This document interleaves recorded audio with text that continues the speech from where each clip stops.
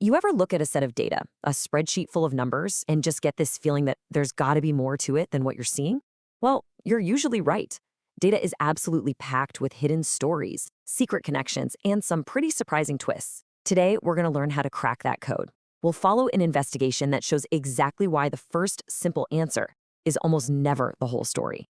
And this, right here, is the central question of our whole explainer. Because, when we see a statistic, like a salary gap or a market trend, we're often just seeing the headline. The real story, the one with all the interesting details, is usually buried a layer or two deeper. So let's meet our data detective, Ara. For a class project, she decided to tackle one of the most persistent data stories out there, the gender pay gap. She got her hands on salary data for 200 project managers. Things like how big their company was, how many years of experience they had, their gender, and whether they had a grad degree. Her mission was simple: find out what's really going on. Okay, so where do you even begin with a big pile of data like this? Well, Ara did what most of us would do. She started by asking a really simple question just to see what the surface level numbers had to say. And that first look was pretty straightforward. When she just averaged everything out, the data showed that women in this group earned about 82 cents for every dollar a man earned. A clear pay gap. But for Ara and for us, this single number wasn't the end of the story. Nope. It was just the beginning of a much more interesting investigation. And this is where the light bulb goes off. This is the key insight. We usually assume that things like experience and gender have their own separate effects on a salary. But what if they don't? What if they actually interact and change each other's impact?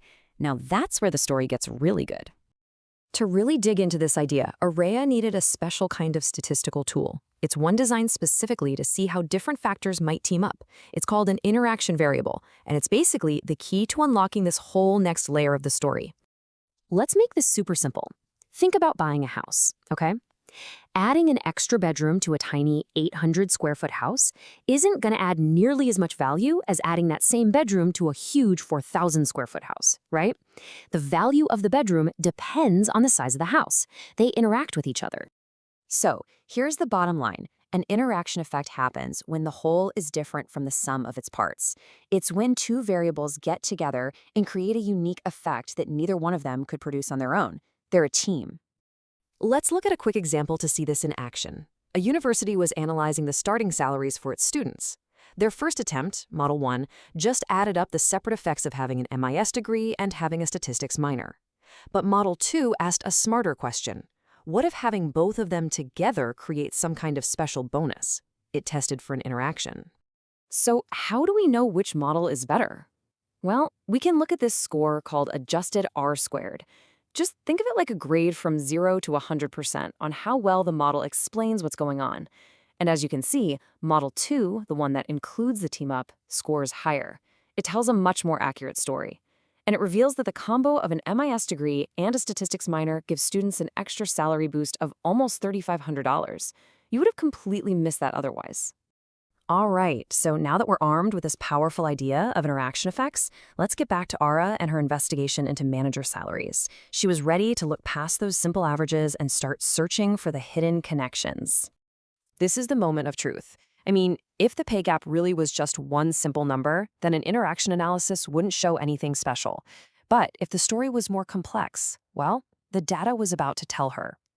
And there it is. The data showed a statistically significant interaction between being female and a manager's years of experience. Now, significant is just a fancy way of saying this pattern is way too strong to be a random coincidence. It confirmed her hunch. This wasn't just about gender, and it wasn't just about experience. It was about how the two of them worked together. This was the key that unlocked the real story. And this chart just says it all. This is what she found. The pay gap wasn't one static number. For managers who were just starting their careers, the gap was actually pretty small. But look at how the lines spread apart over time.